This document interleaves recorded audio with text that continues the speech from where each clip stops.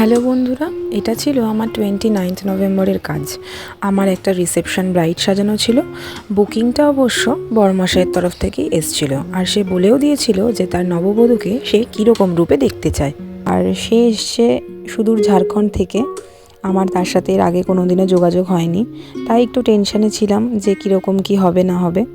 তাহলে চলো দেখে নেওয়া যাক, ব্রাইডের মুখ থেকেই শুনে নেওয়া যাক যে তার কীরকম পছন্দ ছিল। তোমাদের সাথে শেয়ার করি।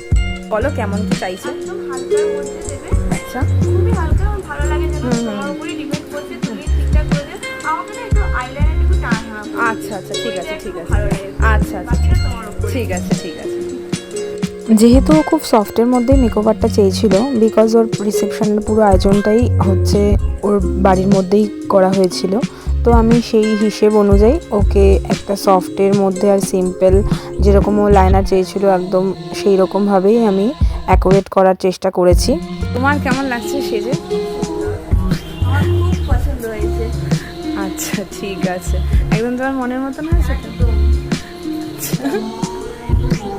যেমন চেয়েছিল তার থেকেও বেটার হয়েছে।